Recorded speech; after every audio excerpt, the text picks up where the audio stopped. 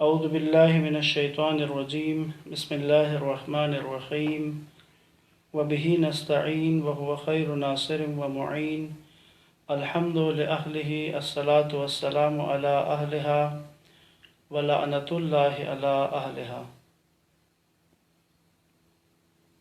السلام علیکم ورحمۃ اللہ وبرکاتہ۔ تمام برادران و خواہران کو درس قرآن میں خوش آمدید۔ سورہ مبارکہ نجم کی آیات کی تلاوت جاری ہے۔ اس سورت میں اس کی ایک آیت میں سجدہ ہے، واجب سجدہ۔ تو انشاءاللہ جب وہ سجدے والی آیت آئے گی تو آپ میں سے آمادہ رہیں گے انشاءاللہ سجدے کے لیے۔ تو جو بھی آپ میں سے اس وقت ہمارے ساتھ ہیں اور آپ یہ آیت سنیں گے تو وہ سجدہ ادا کرنا واجب ہے، لہٰذا جب سجدہ آئے گا، آیت سجدے کی آئے گی، میں آپ کو عرض کر دوں گا تو انشاءاللہ پھر آپ اسی وقت واجب سجدہ قرآن کا ادا کریں گے انشاءاللہ۔ ہم نے آیت نمبر 32 تک کی تلاوت کر لی تھی اور آج آیت نمبر 33 سورہ نجم سے تلاوت کا آغاز کریں گے۔ اعوذ باللہ من الشیطان الرجیم بسم اللہ الرحمن الرحیم۔ افرأیت الذی تولی، کیا آپ نے اس شخص کو دیکھا جس نے منہ پھیر لیا، وَأَعْطَى قَلِيلًا وَأَكْدَى، اور تھوڑا سا دیا اور پھر رک گیا۔ آیت نمبر 35۔ اَعِندَهُ عِلْمُ الْغَيْبِ فَهُوَ يَرَى، کیا اس کے پاس غیب کا علم ہے، وہ دیکھ رہا ہے۔ آیت نمبر 36۔ ام لم ينبأ بما فی صحف موسیٰ، کیا اسے ان باتوں کی خبر نہیں پہنچی جو موسیٰ کے صحیفوں میں تھی۔ وَإِبْرَاهِيمَ الَّذِي وَفَّى، اور ابراہیم کے صحیفوں میں جس نے حق اطاعت پورا کیا، وفا کیا جس ابراہیم نے۔ أَلَا تَزِرُ وَازِرَةٌ وِزْرَ أُخْرَى، اللہ تزر وازرۃ وزر اخری، یہ کہ کوئی بوجھ اٹھانے والا کسی دوسرے کا بوجھ نہیں اٹھائے گا۔ وَأَن لَيْسَ لِلْإِنسَانِ إِلَّا مَا سَعَى، اور یہ کہ انسان کو صرف وہی ملتا ہے جس کی وہ سعی کرتا ہے۔ وَأَنَّ سَعْيَهُ سَوْفَ يُرَى، اور یہ کہ اس کی کوشش عنقریب دیکھی جائے گی۔ یہاں پر جو آیت نمبر 33 میں کہا کہ کیا آپ نے اس شخص کو دیکھا ہے، یعنی اللہ کے نبی کو مخاطب کرتے ہوئے اللہ تبارک و تعالیٰ نے کہا کہ آپ نے اس شخص کو دیکھا ہے کہ جس نے منہ پھیر لیا اور تھوڑا سا دیا پھر رک گیا۔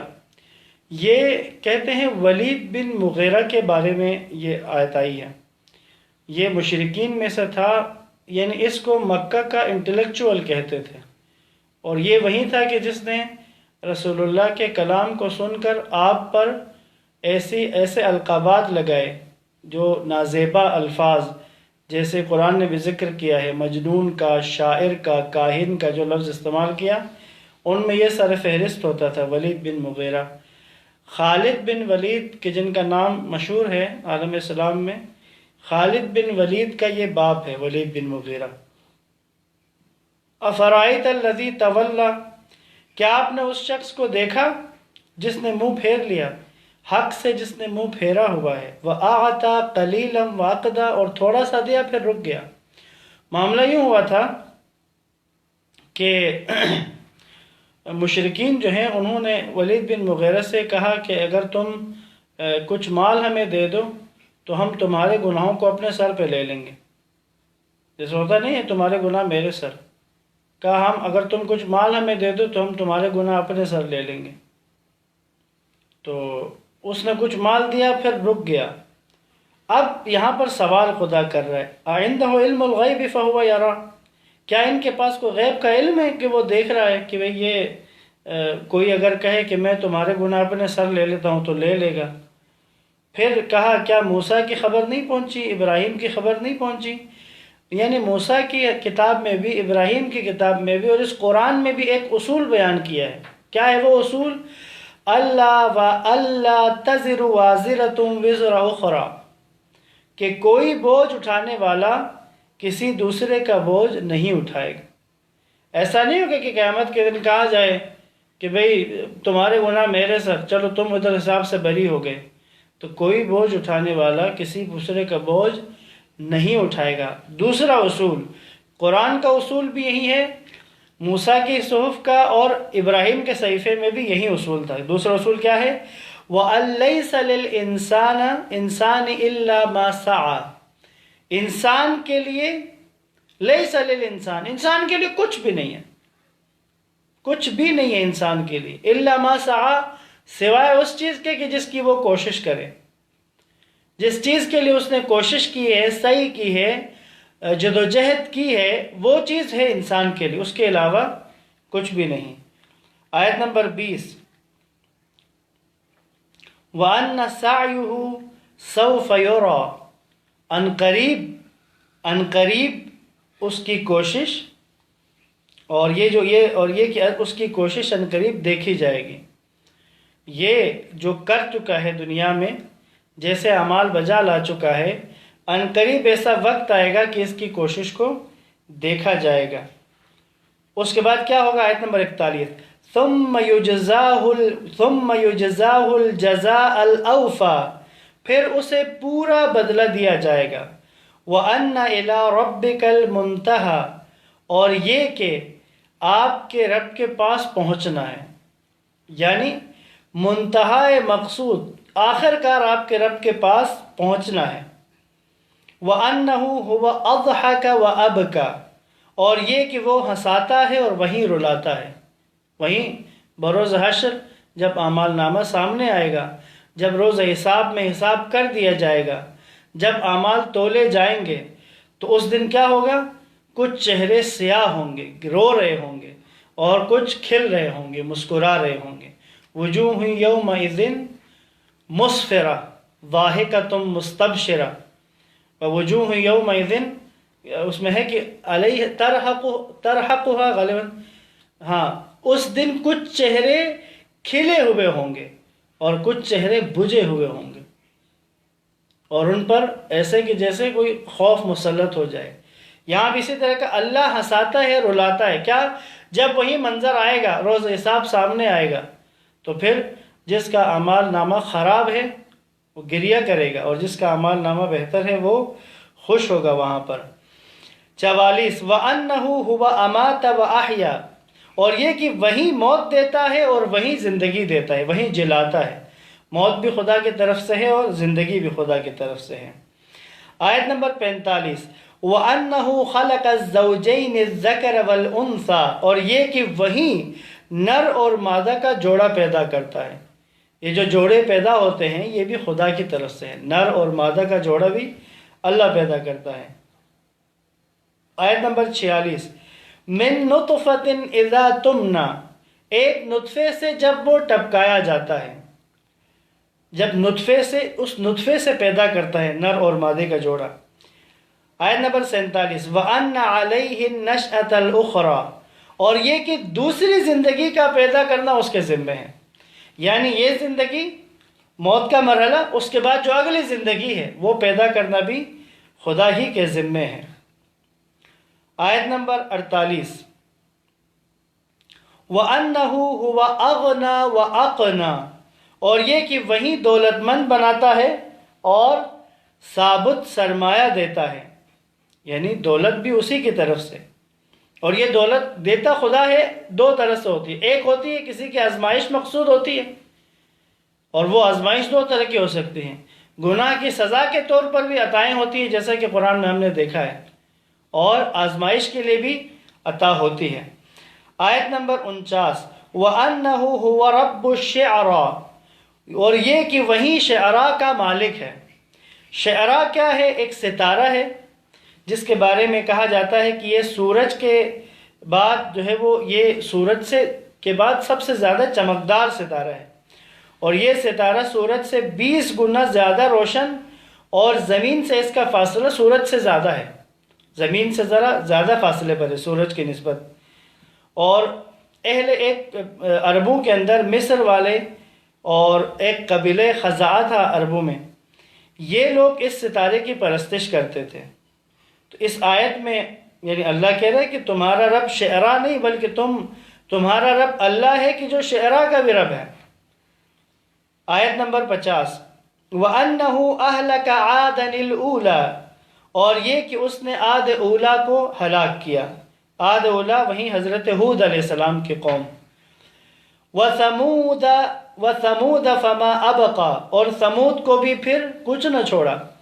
عاد اولا اور ثمود ابقا، یعنی ثمود قوم ثمود جو حضرت صالح علیہ السلام کی قوم ہے، اس کے بارے میں بعض تفاسیر میں ہے کہ وہ حضرت جو ہود علیہ السلام کی قوم تھی عاد، یہ عاد کی سمجھیے سیکنڈ سٹیپ تھا، اگلی جنریشن تھی۔ تو قوم عاد کے جو پیغمبر ہے وہ ہود علیہ السلام ہے، اور ثمود کے جو پیغمبر ہے وہ حضرت صالح علیہ السلام ہے۔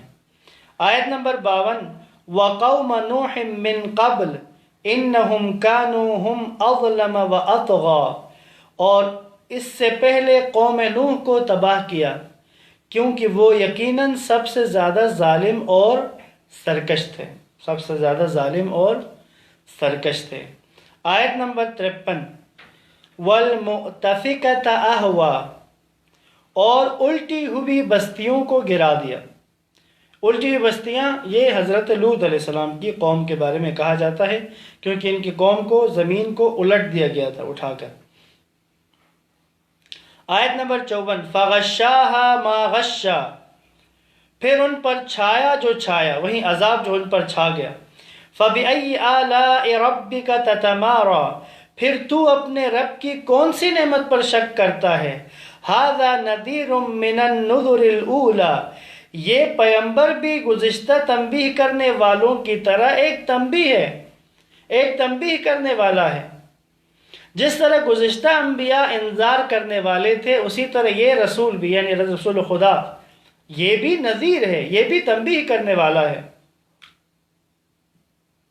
آیت نمبر 57، ازفت الآزفہ، آنے والی قیامت قریب آ ہی گئی۔ لیس لہا من دون اللہ کاشفہ، اللہ کے سوا اسے دور کرنے والا کوئی نہیں۔ افمن ھذا الحدیث تعجبون، کیا تم اس کلام سے تعجب کرتے ہو، یعنی یہ جو قرآن ہے اس کے بارے میں تمہیں تعجب ہوتا ہے۔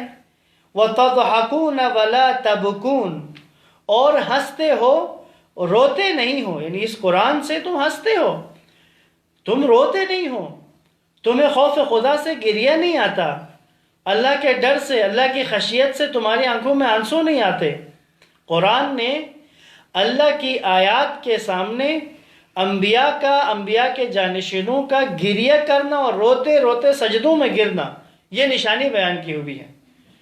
تو لہٰذا یہاں ہے وَتَضْحَكُونَ وَلَا تَبْكُونَ، ہنستے ہو روتے نہیں ہو۔ وَأَنْتُمْ سَامِدُونَ، اس کی وجہ کیا ہے؟ وَأَنْتُمْ سَامِدُونَ، تم لغویات میں مگن ہو، فضول کاموں میں لگے ہوئے ہو، فضولیات میں لگے ہوئے ہو، اسی لیے قرآن کتاب خدا کی تلاوت تمہارے دلوں کو لرزا نہیں رہی، اسی لیے قرآن سے تم نصیحت حاصل نہیں کر رہے، اسی لیے قرآن پڑھتے ہوئے تمہاری آنکھوں سے آنسو نہیں نکلتے، اسی لیے خوف خدا میں گریہ نہیں کرتے۔ کیوں؟ وَأَنْتُمْ سَامِدُونَ، اور تم لغویات میں مگن ہو، لغویات میں مصروف ہو۔ آیت نمبر 60، یہ سورہ نجم کی آخری آیت ہے اور اس میں واجب سجدہ ہے۔ میں تلاوت کروں گا آیت کی، اور آیت کی عربی تلاوت اور اس کا ترجمہ پڑھوں گا۔ آپ سب بھی انشاءاللہ جو ہمارے ساتھ اس وقت درس قرآن میں شامل ہیں، سب سجدہ ادا کریں گے۔ قرآن کا واجب سجدہ ادا کرتا ہوں قربتاً اللہ کی نیت سے سجدے میں جائیں گے۔ جو ذکر سجدے کا آپ کو آتا ہے، سبحان ربی الاعلیٰ کہہ سکتے ہیں، بسم اللہ وباللہ وصلی اللہ علی محمد وآل محمد کہہ سکتے ہیں۔ جو ذکر آپ کو، بے شک آپ نماز کا جو ذکر ہے وہی آپ کہیں، وہ سب کے لیے آسان ہے۔ 3 دفعہ سبحان ربی الاعلیٰ وبحمد کہہ کر پھر اٹھیں گے اور ہم دوبارہ آگے تلاوت جاری رکھیں گے۔ بس یہاں تک کہا اور تم لغویات میں مگن ہو، مصروف ہو تم، اس لیے تم ہنستے ہو، روتے نہیں ہو، اسی لیے تم کلام خدا میں تعجب کرتے ہو، اسی لیے تمہیں قیامت کے آنے کا ڈر نہیں ہے۔ پس عزیزان محترم، اگر ہم بھی لغویات میں مصروف ہیں، اگر ہم بھی فضول کاموں میں لگے ہوئے ہیں، تو پھر ہماری بھی قلبی کیفیت ان سے سوا نہیں ہوگی، اسی طرح کی ہوگی۔ آیت نمبر 60، فَاسْجُدُوا لِلَّهِ وَاعْبُدُوا، پس اللہ کے آگے سجدہ کرو اور اسی کی عبادت کرو۔ آپ سب سجدہ کریں گے انشاءاللہ، سجدے کے بعد ہم یہاں پر سورہ نجم کا اختتام ہوتا ہے، سورہ قمر کا آغاز ہو رہا ہے، اور یہ بھی مکی صورتوں میں سے ہے۔ آغاز کرتے ہیں انشاءاللہ۔ بسم اللہ الرحمن الرحیم، اقتربت الساعة وانشق القمر، قیامت قریب آ گئی اور چاند شق ہو گیا۔ یہ جو شق القمر ہے، اس کے بارے میں ایک تو خود قیامت کے آنے پہ جو موجودہ کائنات کا جو سسٹم ہے یہ ختم ہو جائے گا۔ ظاہر ہے کہ چاند ایک انسان کو نظر آنے والا اور زمین سے دکھائی دینے والا اور ہمارے ساتھ ہر روز کا جس کا سامنا ہے، ایک نظر آنے والی چیز، تو چاند کا شق ہونا، چاند کا ٹوٹنا، اس کا ختم ہونا، یقیناً یہ قیامت کی نشانیوں میں سے ہے۔ اور اس کے ساتھ ساتھ اس آیت کے بارے میں ہے کہ ہجرت کے بعثت کے تقریباً 8ویں سال میں، یعنی ہجرت سے 5 سال پہلے، یہ مشرکین نے ایک دن رسول اللہ صلی اللہ علیہ وآلہ وسلم سے یہ کہا کہ اگر آپ سچے ہوئے ہیں تو ہمارے لیے چاند کے 2 ٹکڑے کر دیں۔ رسول اللہ صلی اللہ علیہ وآلہ وسلم نے فرمایا، اگر میں نے ایسا کر دیا تو کیا تم ایمان لے آؤ گے؟ لوگوں نے کہا ہاں ایمان لے آئیں گے۔ چنانچہ 14ویں کا چاند تھا، رسول کریم صلی اللہ علیہ وآلہ وسلم نے دعا کی تو آپ کی دعا سے چاند 2 ٹکڑوں میں تبدیل ہو گیا، 2 ٹکڑوں میں ہو گیا۔ آپ نے پھر فرمایا، اے فلاں اے فلاں، ان لوگوں کو کہ جو ساتھ تھے، کہا گواہ رہنا کہ یہ چاند 2 ٹکڑے ہو گیا ہے۔ پس اس شق القمر سے بعض جو ہے اس طرف بھی مراد لیتے ہیں کہ اس سے مراد جو اللہ کے نبی کے ہاتھوں شق القمر ہوا تھا وہ مراد ہے، اور قیامت میں بھی یقیناً یہ دہرایا جائے گا۔ آیت نمبر 2، وَإِن يَرَوْا آیَةً يُعْرِضُوا وَيَقُولُوا سِحْرٌ مُسْتَمِرٌ، اور کفار اگر کوئی نشانی دیکھ لیتے ہیں تو منہ پھیر لیتے ہیں اور کہتے ہیں یہ تو وہی ہمیشہ کا جادو ہے۔ معجزات کے مقابلے میں، انبیاء کے معجزوں کے مقابلے میں کافروں کا جو دعویٰ ہوتا تھا وہ یہی ہوتا تھا، کہتے ہیں یہ تو جادو ہے، یہ تو جادوگر ہے، نعوذ باللہ۔ آیت نمبر 3، وَكَذَّبُوا وَاتَّبَعُوا أَهْوَاءَهُمْ وَكُلُّ أَمْرٍ مُسْتَقِرٌ، انہوں نے تکذیب کی اور اپنی خواہشات کی پیروی کی، اور ہر امر استقرار پانے والا ہے، یعنی ہر معاملے کا ایک انجام ہوتا ہے جس پر پہنچ کر اصلی حالت سامنے آ جاتی ہے۔ تو بس یاد رہے عزیزان محترم، اگر ہم غور کریں پچھلے چند دنوں سے جو آیات آپ کے سامنے آ رہی ہیں، یعنی قرآن جو وجہ بتاتا ہے نا ان کفار کے گمراہ ہونے کی، مشرکین مکہ کے گمراہ ہونے کی جو وجہ اکثر قرآن نے بتایا وہ کیا ہے؟ خواہشات کی پیروی کرنا۔ جھٹلاتے تھے آیات خدا کو اور خواہشات کی پیروی کرتے تھے۔ بس آرزو اور خواہشات کی پیروی اسی طرف لے کر جاتی ہے کہ انسان انکاری ہو جاتا ہے۔ ہو سکتا ہے کہ زبان سے ایسا اقرار کہہ دے جیسے کلمہ پڑھ دے، لیکن ہو سکتا ہے انسان کی باطنی حالت ایمان والی نہ ہو، اور جو زبان سے کلمہ پڑھے اور دل میں اس کے ایمان نہ ہو، اس کو قرآن کی زبان میں منافق کہا جاتا ہے۔ اور ضروری نہیں ہے کہ منافقین فقط رسول اللہ کے دور میں ہی تھے، آج بھی منافقین موجود ہیں، ہر جگہ، ہر ادارے میں، ہر معاشرے میں، ہر محلے میں آپ کو نظر آئیں گے۔ بس جس کا اندر ایمان جس کے دل میں داخل نہیں ہوا، فقط زبان پر ہے، پاکیزگی جس کی صرف زبان پر ہے، بولنے بتانے کے لیے ہے، اور اندر سے پاک نہیں ہے، تو ایسا شخص منافق ہے۔ بس خواہشات کی پیروی کے بارے میں بہت زیادہ مذمت ہے، اور یہ کفار مکہ کی، مشرکین مکہ کا ایک بنیادی مرض ہے، اور جن یہودیوں نے سرکار ختمی مرتبہ صلی اللہ علیہ وآلہ وسلم کی نبوت کا انکار کیا تھا جاننے کے باوجود، اس کی بھی بنیادی وجہ خواہشات کی پیروی تھی۔ آیت نمبر 4، وَلَقَدْ جَاءَهُم مِّنَ الْأَنبَاءِ مَا فِيهِ مُزْدَجَرٌ، اور بتحقیق ان کے پاس وہ خبریں آ چکی ہیں جو کفر سے باز رہنے کے لیے کافی ہیں۔ یہ قرآن، یہ جو آیا ہے، یہ کفر سے باز رکھنے کے لیے کافی ہے۔ یعنی چاہے وہ کفر چھپا ہوا ہو، انکار کرنے کو کفر کہتے ہیں، جو بھی انکار کرے۔ آیت نمبر 5، حکمت بالغۃ فما تغنی النذر، جن میں حکیمانہ اور مؤثر باتیں ہیں لیکن تنبیہیں فائدہ مند نہیں رہی ہیں۔ اس قرآن میں حکیمانہ اور مؤثر باتیں ہیں لیکن تنبیہ کرنا، یہ ڈرانا فائدہ مند نہیں رہا۔ فَتَوَلَّ عَنْهُمْ يَوْمَ يَدْعُ الدَّاعِ إِلَى شَيْءٍ نُكُرٍ، پس آپ بھی ان سے رخ پھیر لیں جس دن بلانے والا ایک ناپسندیدہ چیز کی طرف بلائے گا۔ یعنی جس کی سمجھیں کہ جس کے اوپر حجت تمام ہو گئی، جس کی ہدایت کے لیے جستجو کرنے کے بعد، کوشش کرنے کے بعد جہاں حجت تمام ہو گئی ہے، وہاں کے بعد اللہ اپنے نبی سے کہہ رہا ہے فَتَوَلَّ عَنْهُمْ، جیسے اوپر کہنا فَمَا تُغْنِ النُّذُرُ، اب تنبیہ کرنا کوئی فائدہ نہیں دے رہا، پس اے میرے نبی فَتَوَلَّ عَنْهُمْ، پس آپ بھی ان سے رخ پھیر لیں۔ یوم یدعو الداعی الی شیء نکر، جس دن بلانے والا ایک ناپسندیدہ چیز کی طرف بلائے گا۔ یعنی ناپسندیدہ چیز کیا ہے؟ وہیں حساب کتاب، اس کے بعد پھر آگے جہنم کی دائمی سزا۔ آیت نمبر 7، خش عن ابصارهم یخرجون من الاجداث کأنہم جراد منتشر، تو وہ آنکھیں نیچی کر کے قبروں سے نکل پڑیں گے گویا وہ بکھری ہوئی ٹڈیاں ہیں۔ یعنی ایک ایسی حالت، یہ جو ٹڈی دل جو ہے یہ اگر مرتے ہیں تو یہ ہر جگہ بکھرے پڑے ہوتے ہیں، تو بس ایسی حالت میں یہ قبروں سے نکل کے آئیں گے، بڑی ندامت کے ساتھ یہ اپنی قبروں سے نکل کر آئیں گے۔ اور کیا ہوگا؟ مہطعین الی الداع یقول الکافرون ھذا یوم عسر، پکارنے والے کی طرف دوڑتے ہوئے جا رہے ہوں گے، اس وقت کفار کہیں گے یہ بڑا کٹھن دن ہے۔ اعتراف کرنا ہے، وہاں جا کے تو حتماً کرنا ہے، لیکن جس کو یہاں سمجھ آ گئی، جس کو اس زندگی میں سمجھ آ گئی، وہی کامیاب ہو گیا۔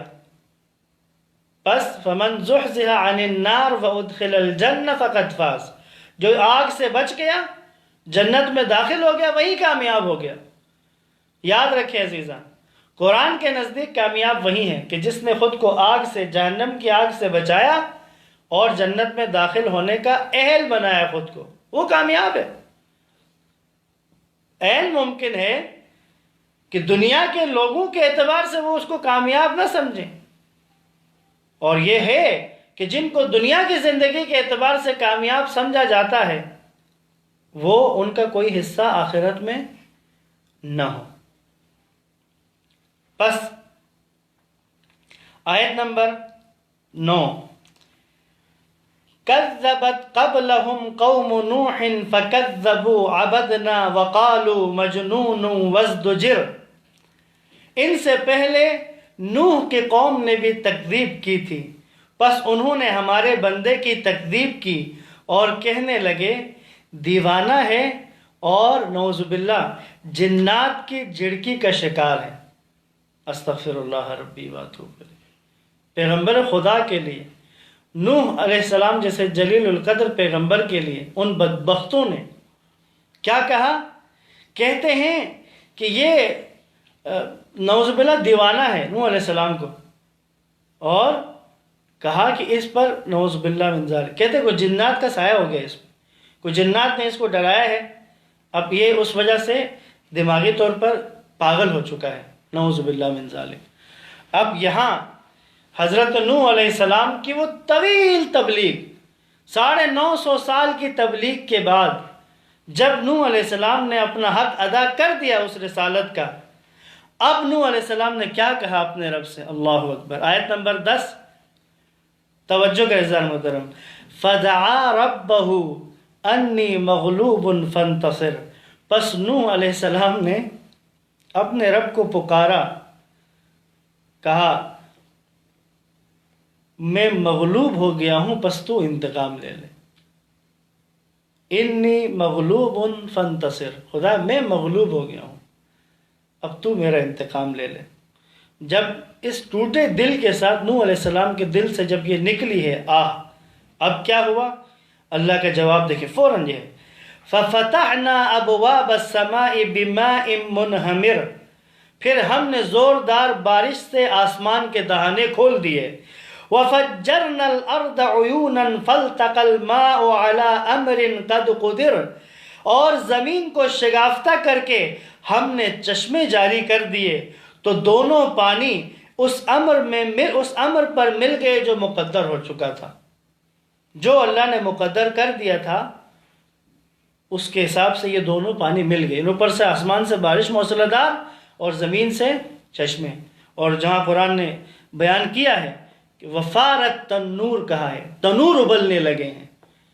یہ تشبیہ کیوں دی؟ کیونکہ تنور عموماً آگ کی جگہ ہے، تنور آگ کی جگہ ہے، گرم کرنے کی، روٹی پکانے کی جگہ ہے، لیکن کہنا تنور ابلنے لگے، تنور سے بھی پانی نکلنے لگا، ایک ایسا خطرناک سیلاب آیا۔ اور وَحَمَلْنَاهُ عَلَى ذَاتِ أَلْوَاحٍ وَدُسُرٍ، اور تختوں اور کیلوں والی کشتی پر ہم نے نوح کو سوار کروایا۔ وہ کشتی کی جو تختوں اور کیلوں سے بنی تھی اس میں نوح کو سوار کیا۔ تختوں اور کیلوں سے کیوں وضاحت کر دی؟ کہا ایسا ہی نہیں تھا کہ کسی کشتی کو، اس کشتی کو کوئی خاص چیز لگائی ہوئی ہے، یعنی اس کے اندر کوئی خاص مٹیریل لگا دیا ہے، نہیں، وہی تختوں اور کیلوں والی کشتی ہے، کیونکہ نوح علیہ السلام نے حکم خدا کے مطابق بنایا، اسی لیے وہ تختوں اور کیلوں والی کشتی پر ہم نے نوح کو سوار کیا۔ آیت نمبر 14، تجری بأعیننا، یہ کشتی جو ہے جو ہماری نگرانی میں چل رہی تھی، خدا کی حفاظت میں چل رہی تھی۔ جزاء لمن کان کفر، یہ بدلہ اس شخص کی وجہ سے ہے، یہ بدلہ اس شخص کی وجہ سے تھا جس کی قدر شناسی نہیں کی گئی، یعنی نوح علیہ السلام قدر نہیں کی نوح کی، اسی لیے یہ عذاب خدا کی طرف سے نازل ہوا ہے۔ آیت نمبر 15، وَلَقَدْ تَرَكْنَاهَا آیَةً فَهَلْ مِن مُدَّکِرٍ، اور بتحقیق اس کشتی کو ہم نے ایک نشانی بنا کر چھوڑا، تو کیا کوئی نصیحت قبول کرنے والا ہے؟ یعنی یہ کشتی بھی ایک نشانی ہے، آیت ہے خدا کی طرف سے، کیا کوئی ہے کہ جو نصیحت کو قبول کرے؟ فَكَيْفَ كَانَ عَذَابِي وَنُذُرْ، پس بتاؤ میرا عذاب اور میری تنبیہیں کیسی ہیں۔ اللہ اکبر، سوال کر رہے خدا، نوح علیہ السلام کی قوم کے ساتھ جو ہوا ان کی نافرمانیوں کی وجہ سے، نوح علیہ السلام کی قدر نہ کرنے کی وجہ سے جو ان کے ساتھ ہوا ہے، بتاؤ میرا عذاب اور میری تنبیہیں کیسی تھی۔ اب اس کے بعد امت محمد، مجھے اور آپ کو اللہ کہہ رہے دیکھو پچھلی اس امت کے ساتھ تنبیہ کی ہے تو کس انداز میں، اور عذاب آیا ہے تو کیسا۔ اب مجھے اور آپ کو امت محمد مصطفیٰ کو خدا کی طرف سے یہ سوال ہے۔ آیت نمبر 17، وَلَقَدْ يَسَّرْنَا الْقُرْآنَ لِلذِّكْرِ فَهَلْ مِن مُدَّكِرٍ، ہم نے اس قرآن کو، اور بتحقیق یقیناً ہم نے اس قرآن کو نصیحت کے لیے آسان بنا دیا ہے، تو کیا کوئی ہے نصیحت قبول کرنے والا؟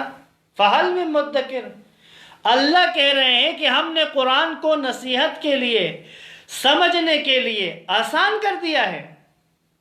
اور اب اگر معاشرے میں جہاں میں اور آپ زندگی گزار رہے ہیں، مجھے اور آپ کو اگر کوئی یہ بتائے کہ یہ قرآن مشکل ہے، قرآن سمجھنا ہر کسی کے بس کی بات نہیں ہے، بہت زیادہ قرآن میں لوگوں کے تو گمراہ ہو جاؤ گے، نعوذ باللہ ایسی باتیں کرنے والے، اللہ کہہ رہا ہے کہ قرآن کو نصیحت کے لیے آسان بنا دیا ہے۔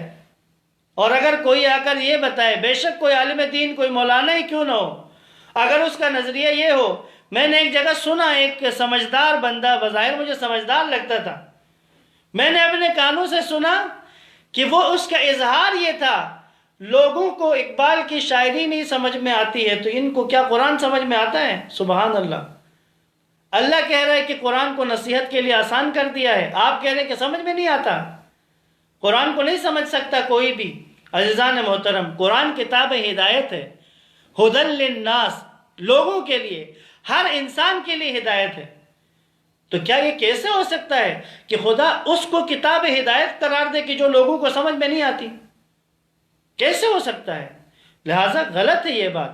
آپ کے سامنے آیت قرآن موجود ہے، وَلَقَدْ يَسَّرْنَا الْقُرْآنَ لِلذِّكْرِ فَهَلْ مِن مُدَّكِرٍ، ہم نے قرآن کو نصیحت کے لیے آسان بنا دیا ہے، تو کیا ہے کوئی نصیحت قبول کرنے والا؟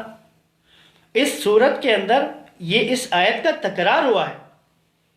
پچھلی امتوں کو کیسے ہم نے تنبیہیں کی ہیں، پچھلی امتوں کو ان کے ساتھ جو رویہ تھا کیسا تھا؟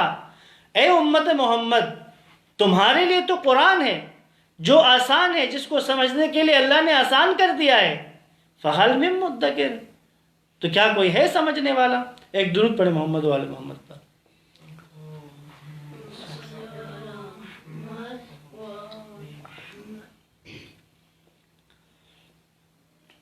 آیت نمبر 18، کذبت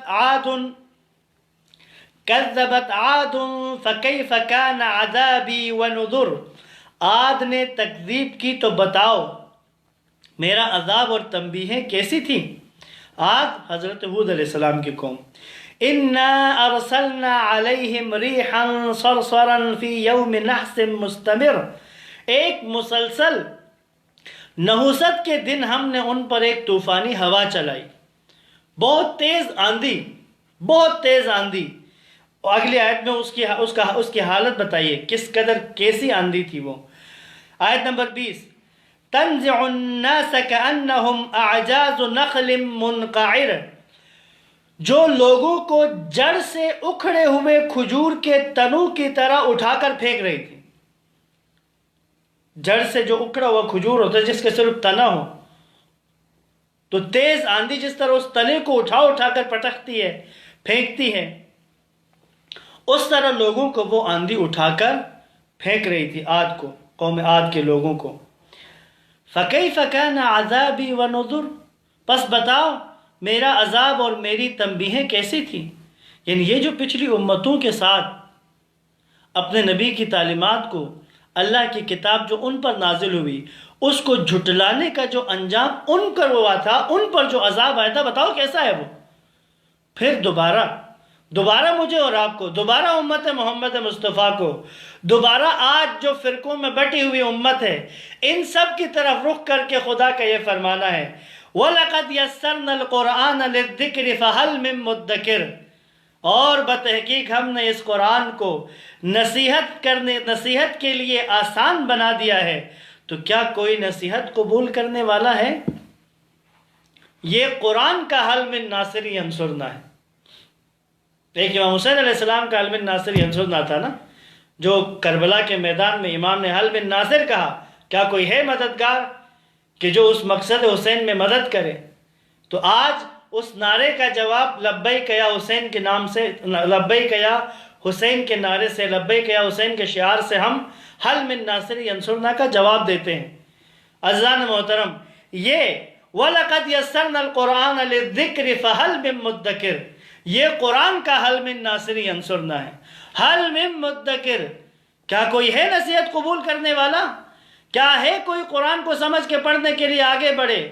تو کون ہے مجھے اور آپ میں سے جو لبیک یا قرآن کہیں، فحل من مدکر کہے قرآن، اور میں اور آپ آگے بڑھ کے قدم بڑھا کر کہیں لبیک یا قرآن، اے قرآن ہم حاضر ہیں، ہم آئے ہیں، سمجھیں گے، قرآن کو سمجھ کے پڑھیں گے، دین کو، اپنے نظریات کو، عقائد کو قرآن سے بنائیں گے، ہماری دینی فکر کا محور قرآن مجید ہوگا۔ آگے بڑھ کر کوئی کہے ایسا، فحل من مدکر، کہیں لبیک یا قرآن۔ پس عزیزان محترم، اب آگے دوبارہ اگلی ایک اور قوم کی مثال دی، کذبت ثمود بالنذر، آیت نمبر 23، ثمود نے بھی تنبیہ کرنے والوں کی تکذیب کی۔ ثمود حضرت صالح علیہ السلام کی قوم، انہوں نے بھی تنبیہ کرنے والوں کی، آگاہ کرنے والوں کی، عذاب خدا سے ڈرانے والوں کی، معصیت پروردگار سے روکنے والوں کی تکذیب کی، جھٹلایا۔ آیت نمبر 24 کیا کہتے تھے ثمود والے؟ فَقَالُوا أَبَشَرًا مِنَّا وَاحِدًا نَتَّبِعُهُ إِنَّا إِذًا لَفِي ضَلَالٍ وَسُعُرٍ، اور کہنے لگے کیا ہم اپنوں میں سے ہی ایک بشر کی پیروی کریں، تب تو ہم گمراہی اور دیوانگی میں ہوں گے۔ یعنی صالح علیہ السلام کی پیروی انہیں گراں گزر رہی ہے، جس طرح آج سنت رسول اللہ پر عمل کرنا گراں گزرتا ہے۔ اللہ کے نبی کی سنت کے مطابق زندگی گزارنا مشکل ہو گیا ہے۔ کیوں ہوا ہے مشکل؟ نفس کی خواہشات کی پیروی اور ہماری فکروں پر، ہماری سوچ پر غلبہ پا لیا ہے مغربی فکر نے، اور اس مغربی فکر کو میرے اور آپ کے اور ہماری ان نسلوں کے ذہن میں ڈالنے میں بڑا کردار ادا کیا ہے تو موجودہ میڈیا نے یہ کردار ادا کیا ہے، پوری نسل کا بیڑا غرق کر کے رکھ دیا ہے۔ کہاں کہ جو اقبال کے شائین بنتے تھے، آج ان کو اقبال کے شعر کی سمجھ نہیں آتی، اردو کی تحریر ہی پڑھنے نہیں آتی ہے لوگوں کو، اس قدر مغرب زدہ کر دیا ہے۔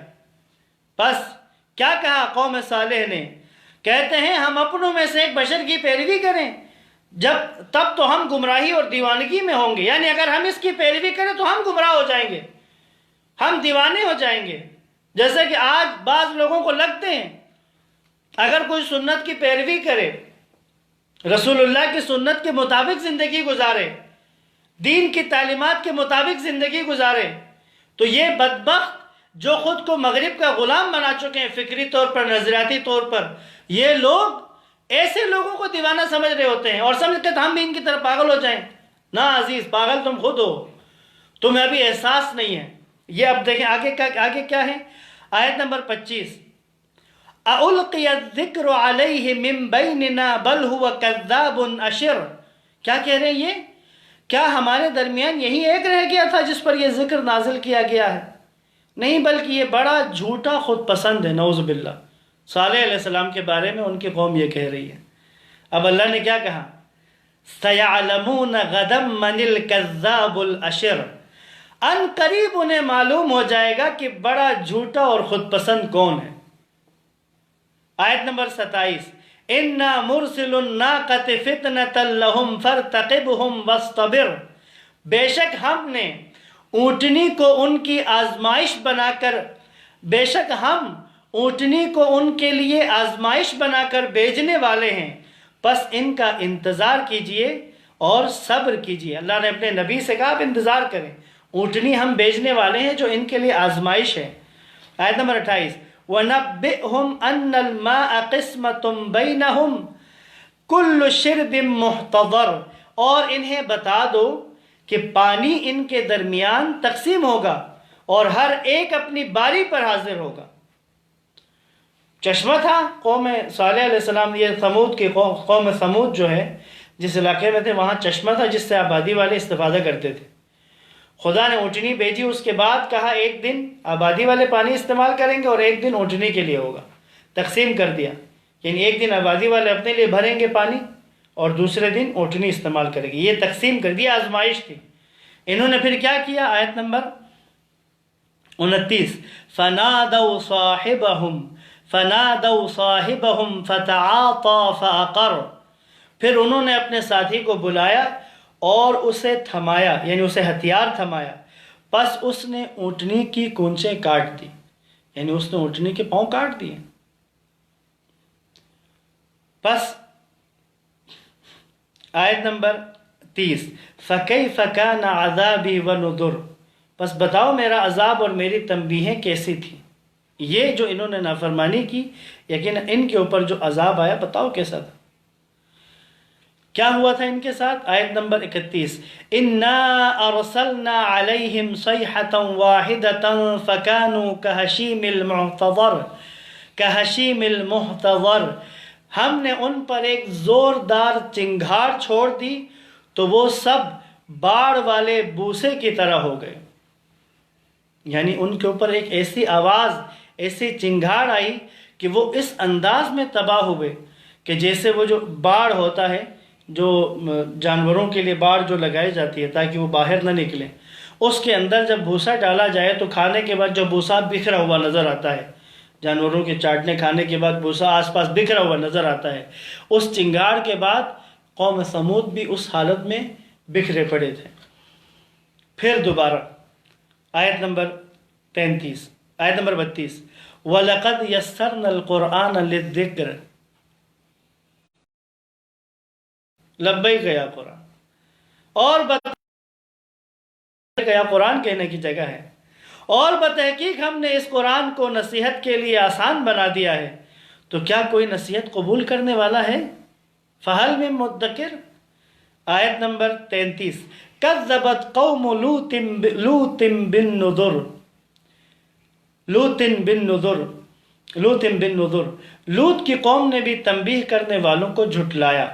انا ارسلنا علیہم حاصبا الا آل لوط نجیناہم بسحر، تو ہم نے ان پر پتھر برسانے والی ہوا چلا دی سوائے آل لوط کے جنہیں ہم نے سحر کے وقت بچا لیا. نعمتا من عندنا کذالک نجزی من شکر، اپنی طرف سے فضل کے طور پر شکر گزاروں کو ہم ایسے ہی جزا دیتے ہیں. دیکھیں پے در پے بتایا کہ قومیں تباہ ہو رہی ہیں، لیکن جو ان میں سے شکر گزار تھے ان کو اس عذاب سے نجات دے دی گئی ہے. آیت نمبر 36 وَلَقَدْ أَنذَرَهُمْ بَطْشَتَنَا فَتَمَارَوْا بِالنُّذُرِ، اور بتحقیق لوط نے ہماری عقوبت سے انہیں ڈرایا، ہمارے عذاب سے ڈرایا لوط نے، مگر وہ ان تنبیہ کرنے والوں سے جھگڑتے تھے. جب انہیں عذاب خدا سے ڈراتے تھے تو یہ جھگڑتے تھے. آیت نمبر 37 وَلَقَدْ رَاوَدُوهُ عَنْ ضَيْفِهِ فَطَمَسْنَا أَعْيُنَهُمْ فَذُوقُوا عَذَابِي وَنُذُرِ، اور بتحقیق انہوں نے لوط کے مہمانوں کو قابو کرنا چاہا تو ہم نے ان کی آنکھیں مٹا دی، لو اب میرے عذاب اور تنبیہوں کو چکھو. یہ فرشتے جب لوط علیہ السلام کے پاس آئے تو یہ فرشتے شکل و صورت میں اچھے تھے، تو لوط علیہ السلام کی قوم کہ جنہوں نے کائنات کا وہ قبیح ترین فعل انجام دیا کہ یہ اپنی خواہش کے لیے عورتوں کو چھوڑ کر مردوں کی طرف جاتے تھے، تو یہ ان فرشتوں کے پیچھے آئے تھے اور خدا نے ان کو اندھا کر دیا، اور اندھے کرنے کے بعد اگلے عذاب آئے ہیں ان کے اوپر. آیت نمبر 38 وَلَقَدْ صَبَّحَهُمْ بُكْرَةً عَذَابٌ مُسْتَقِرٌ، اور بتحقیق صبح و سویرے ایک دائمی عذاب ان پر نازل ہوا. آیت نمبر 39 فَذُوقُوا عَذَابِي وَنُذُرِ، اب چکھو میرے عذاب اور تنبیہوں کا ذائقہ. پھر دوبارہ اے امت محمد مصطفیٰ، دوبارہ وَلَقَدْ يَسَّرْنَا الْقُرْآنَ لِلذِّكْرِ فَهَلْ مِن مُدَّكِرٍ، اور بتحقیق ہم نے اس قرآن کو نصیحت کے لیے آسان بنا دیا ہے، تو کیا کوئی نصیحت قبول کرنے والا ہے؟ کیا کوئی ہے جو قرآن کو سمجھنے کے لیے قدم آگے بڑھائے؟ کیا کوئی ہے جو آگے بڑھ کر قرآن کی اس پکار پر لبیک کہے، پروردگار کی اس دعوت پر لبیک کہے؟ عزیزان محترم، یہ جو سلسلہ میں نے اور آپ نے رمضان میں شروع کیا ہے کہ قرآن کو سمجھ کر تدبر کرتے ہوئے پڑھیں، بس رمضان کے بعد بھی یہ سلسلہ جاری رہے. تلاوت قرآن تدبر کے ساتھ ہو، سمجھتے ہوئے ہو، تاکہ قرآن سے ہدایت لیں. اللہ نے جس مقصد کے لیے اس کتاب کو نازل کیا ہے اس مقصد کو پورا کیا جائے. آیت نمبر 41 وَلَقَدْ جَاءَ آلَ فِرْعَوْنَ النُّذُرُ، اور بتحقیق قوم فرعون کے پاس بھی تنبیہ کرنے والے آئے. آیت نمبر 42 كَذَّبُوا بِآيَاتِنَا كُلِّهَا فَأَخَذْنَاهُمْ أَخْذَ عَزِيزٍ مُقْتَدِرٍ، انہوں نے ہماری نشانیوں کی تکذیب کی، جھٹلایا، تو ہم نے انہیں اس طرح گرفت میں لے لیا جس طرح ایک غالب آنے والا طاقتور گرفت میں لیتا ہے، وہیں جو ان کو عذاب پانی کے اندر ان کو غرق کر دیا، جیسے ایک غالب آنے والا مقتدر طاقتور گرفت میں لیتا ہے، ایسے ہی ہم نے نوح کو اور اس کے ساتھیوں کو، قوم کو، اس کے لشکر کو اپنے عذاب کے گرفت میں لے لیا۔ آیت نمبر 43، اکفارکم خیر من اولئکم ام لکم براءۃ فی الزبر، کیا تمہارے زمانے کے کفار ان لوگوں سے بہتر ہیں یا الہامی کتب میں تمہارے لیے معافی کا پروانہ لکھا ہوا؟ یہ جو انہی کی پیروی کر رہے ہیں، جو سابقہ امتیں، قومیں جنہوں نے اپنے انبیاء کو جھٹلایا، انبیاء کو اذیتیں دی، تکلیفیں دی، ان کو جھوٹا کہا، جادوگر کہا، دیوانہ کہا، دل چھلنی کر دی انبیاء کے، تو یہ جو کفار مکہ ہیں، یہ جو مشرکین مکہ ہیں، کیا یہ لوگ یہ سمجھتے ہیں کہ یہ ان سے کوئی بہتر نسل ہیں، یا ان کے لیے خدا کی کتابوں میں، توریت میں، زبور میں ان کے لیے خدا کوئی خصوصی معافی نامے کا کوئی پروانہ لکھا ہوا ہے، کوئی ان کو کوئی خصوصی پیکج ملا ہوا ہے کہ تم جو مرضی کرو تمہیں کچھ نہیں کہا جائے گا؟ یاد رکھیں، آج بھی مسلمانوں کے اندر بھی اس طرح کی خرافات آ چکی ہیں، جو مرضی کرو، جو تمہارا جی چاہے، جیسے زندگی گزارو، کچھ نہیں ہوگا، تمہیں بخشا جائے گا، تم چنی ہوئی امت ہو۔ یہ قرآن اس طرح کی باتیں نہیں کرتا۔ جو بھی اس طرح کے موضوعات لگا رہے ہیں وہ فراڈ لگا رہے ہیں، قرآن کی ایسی روش نہیں ہے۔ دیکھیں، کفار مکہ سے، کفار قریش سے خدا یہ خطاب ہے کہ بھئی جرم تو تمہارا بھی وہی ہے، بس تمہیں بھی اس طرح کی سزا ملے گی، کیونکہ نہ تم آل فرعون سے بہتر کوئی طاقت و قوت والے ہو، نہیں اللہ کی طرف سے نازل شدہ آسمانی کتابوں میں کوئی تمہیں امان حاصل ہوا ہے، کوئی پروانہ امان نامہ تمہارے لیے ہے۔ تو پس آیت نمبر 44، کفار مکہ، مشرکین مکہ کے بارے میں مزید، ام یقولون نحن جمیع منتصر، یا یہ لوگ کہتے ہیں کہ ہم ایک فاتح جماعت ہیں، یعنی ہم تو فاتح جماعت ہیں۔ سیہزم الجمع ویولون الدبر، نہیں، یہ جو کفار جھٹلانے والے ہیں، قیامت تک انبیاء کی تعلیمات کو جھٹلانے والے، اللہ کی کتاب سے منہ موڑنے والے، اللہ کی تعلیمات سے رخ پھیر کر اپنی خواہشات نفسانی اور اپنے پسند کی چیزوں کی پیروی کرنے والے، ہر ایک کے ساتھ یہی ہونا ہے۔ کیا؟ سیہزم الجمع ویولون الدبر، ان قریب یہ جماعت شکست کھائے گی اور پیٹ پھیر کر بھاگے گی۔ اور آیت نمبر 46، بل الساعۃ موعدہم والساعۃ ادہا وادہا وامر، ان کے وعدے کا وقت قیامت ہے، اور قیامت تو زیادہ ہولناک اور زیادہ تلخ ہے۔ اس دنیا میں بھی ان کے ساتھ برا ہوگا، لیکن قیامت تو زیادہ سخت ہے، زیادہ ہولناک ہے، زیادہ تلخ ہے۔ آیت نمبر 47، ان المجرمین فی ضلال وسعور، یہاں پھر جمع کر دیا جو بھی مجرم ہے، جس نے بھی جرم کیا، جو بھی اللہ کی مقررہ حدود سے نکل گیا جان بوجھ کر اور اسی ہٹ درمی میں موت تک رہا، واپس لوٹ کر نہیں آیا، خدا کی طرف رجوع نہیں کیا، ایسا مجرم کیا ہے اس کے لیے؟ ان المجرمین فی ضلال وسعور، مجرم لوگ یقیناً گمراہی اور عذاب میں ہیں۔ یوم یسحبون فی النار علی وجوہہم ذوقوا مس سقر، جس دن وہ منہ کے بل آگ میں گھسیٹے جائیں گے، ان سے کہا جائے گا چکھو آگ کا ذائقہ، انا کل شیء خلقناہ بقدر، ہم نے ہر چیز کو ایک اندازے کے مطابق پیدا کیا، یعنی اللہ نے ہر چیز کو ایک قانون کے تحت، ایک نظام کے تحت اللہ نے چیزوں کی تخلیق کی ہے۔ یعنی قدر اور تقدیر جو کہا جاتا ہے، اس سے مراد قانون اور نظام ہے۔ آیت نمبر 50، وما امرنا الا واحدۃ کلمح البصر، اور ہمارا حکم بس ایک ہی ہوتا ہے، پلک جھپکنے کی طرح، یعنی خدا کا ایک ارادہ کافی ہے، کسی بھی نظام کو، کسی بھی قانون کو، اس کے تحت تمام چیزوں کی خلقت کے لیے خدا کا ایک امر کافی ہے۔ پلک جھپکنے تک وہ کام ہو جاتا ہے۔ آیت نمبر 51، وَلَقَدْ أَهْلَكْنَا أَشْيَاعَكُمْ فَهَلْ مِن مُدَّكِرٍ، اور بتحقیق ہم نے تم جیسے بہتیروں کو ہلاک کیا ہے، تو کیا کوئی نصیحت لینے والا ہے؟ تم سے پہلے کیسے تم جیسے کتنے لوگ ہلاک ہو چکے ہیں، خدا کی نافرمانی کی وجہ سے، اللہ کی اس کلام سے منہ موڑنے کی وجہ سے، انبیاء کی تعلیمات کو ترک کرنے کی وجہ سے کتنی ایسی قومیں تباہ ہو چکی ہیں، تو کیا کوئی نصیحت لینے والا نہیں ہے؟ کیا نصیحت لینے والا کوئی ہے؟ آیت نمبر 52، یہ 55 تک مکمل کر لیں گے، یہ صورت کمپلیٹ ہو جائے گی۔